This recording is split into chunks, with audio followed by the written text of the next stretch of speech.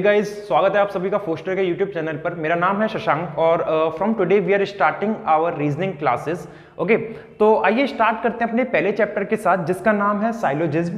तो देखो, syllogism start करने से पहले मैं आपको बता दूं साइलोजिज्म क्या है कि स्टेटमेंट और कंक्लूजन के बेसिस पे चैप्टर है कि इसमें कुछ स्टेटमेंट्स दिए जाते हैं और उसके बेसिस पे कुछ कंक्लूजन्स पूछता है। स्टेटमेंट बहुत अटपटे से रहते हैं। अटपटे जैसे आपसे बोल देगा कि सारे लड़के लड़कियां हैं, कुछ कुत्ते बिल्लियां हैं, कुछ लड़के लड़की नहीं है, मतलब उल्टी सीधी बातें करेगा और हमें उसकी उल्टी सीधी बातों से सही सही मीनिंग निकालना है। ठीक है, तो समझते हैं पहले कुछ इंपॉर्टेंट स्टेटमेंट्स जिनके हमें वेन डायग्राम बनाने आने चाहिए कि वेन डायग्राम कैसे बनते हैं उन स्टेटमेंट्स के। तो स्टार्ट करते हैं पहले स्टेटमेंट के साथ जो है अपना some A is B. Some A is B. The statement number 1 is some A is B. समझते हैं इसका वेन डायग्राम किस तरीके से बनेगा। वेन डायग्राम अपना इस तरीके से बनेगा कि हमसे बोल रहा है कुछ ए क्या है बी, ये गए अपने ए और कुछ ए, मतलब थोड़े से ए क्या है, थोड़े ज्यादा हो सकता है, कोई दिक्कत की बात नहीं है, क्या है अपने बी। इस तरीके से इसका वेन डायग्राम बन जाएगा। Is it clear to you all? ठीक ना। सम ए इज बी मतलब क्या हो गया, सम ए इज बी इस तरीके से बन गया।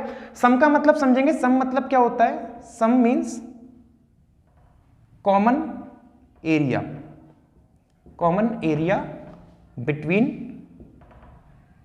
To quantities, common area between two quantity. Some मतलब क्या हो गया, common area between two quantity. अब ए और बी के बीच में कॉमन एरिया कौन सा आ रहा है, ए और बी के बीच में कॉमन एरिया सर अपना ये वाला आ रहा है, and this part is what, some. तो सम ए इज बी का वेन डायग्राम जो बनेगा वो इस तरीके से बनेगा। सेकंड हम लोग बात करते हैं all A is B।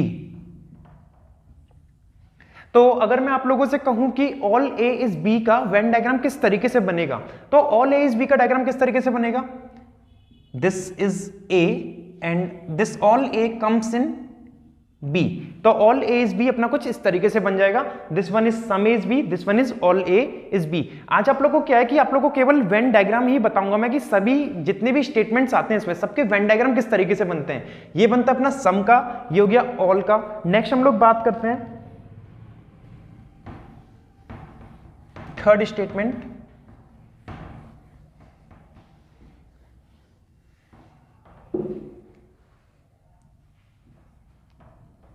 No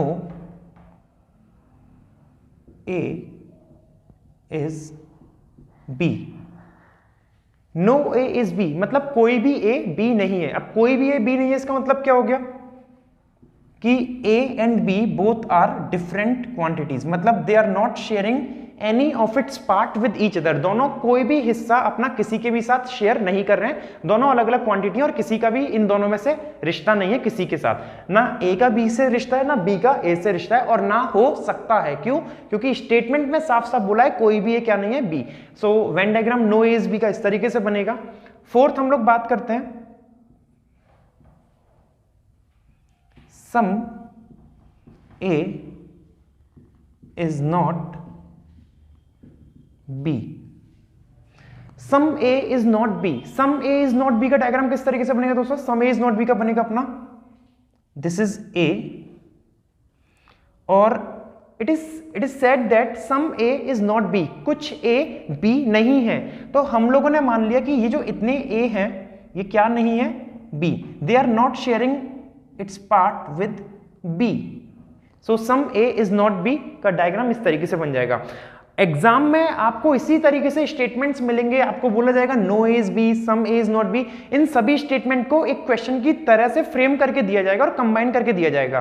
तो आपको डायग्राम सबको इस तरीके से बनाना है, नो का पता होना चाहिए, सम नॉट का पता होना चाहिए, सम का पता होना चाहिए और ऑल का पता होना चाहिए। These are the four basic and the important statements which comes in this chapter, right. Coming on to the fifth one, पांचवें स्टेटमेंट की बात करते हैं।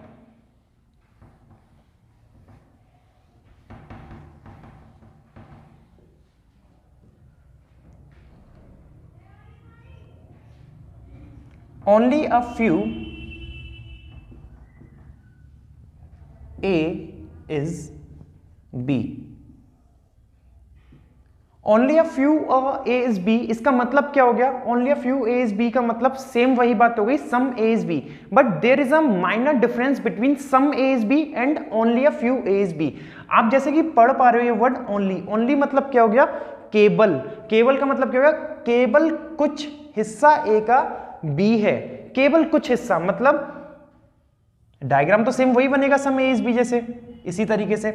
लेकिन अब हमने रेस्ट्रिक्ट कर दिया है ए का एरिया कि ए का केवल इतना ही हिस्सा बी से शेयर होगा, ए का केवल इतना ही हिस्सा बी से शेयर होगा। Only a few A is B हम लोग को इस तरीके से बनाना है। याद रखेंगे हम लोग 5 statement, some, all, some not, no and only a few, and the last one 6th statement, only A is B.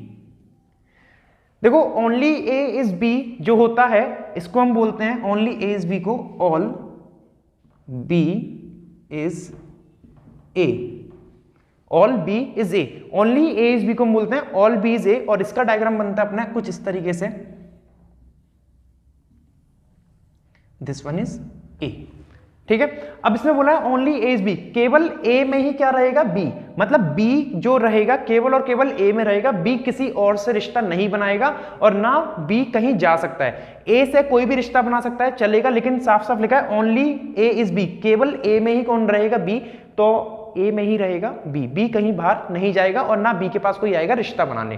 ठीक है, so these are the most important statements which I have told you right now, that only a few A is B, only A is B, some A is B, all and etcetera etcetera. तो हम लोग समझेंगे इन diagrams को कि किस तरीके से बनाते हैं। ठीक है, तो किसी के भी मन में कोई भी क्वेरी हो या डाउट हो इससे रिलेटेड तो आप लोग मुझे कमेंट में बता सकते हैं, और हम लोग इस क्लास को डेली कंटिन्यू रखेंगे। और आज हम लोग ने सीखा इसके वेन डायग्राम बनाना, कल से हम लोग इस चैप्टर को स्टार्ट करेंगे और समझेंगे कि इनके बेसिस पे कंक्लूजन्स कैसे कैसे पूछे जाते हैं। सो दोस्तों रखते हैं आज के लिए केवल इतना ही, और मैं उम्मीद करता हूं आप सभी को ये समझ में आए होंगे, और हम लोग इसको आगे बढ़ाएंगे और कल इसका नेक्स्ट चैप्टर मतलब नेक्स्ट पार्ट लेंगे और समझेंगे कि कैसे कैसे इसमें क्वेश्चंस फ्रेम होते हैं, कैसे कैसे इस पे कंक्लूजन्स पूछे जाते हैं। सो जुड़ना ना भूलें हमारे साथ, और do like and subscribe if you have not subscribe this channel. Thank you guys.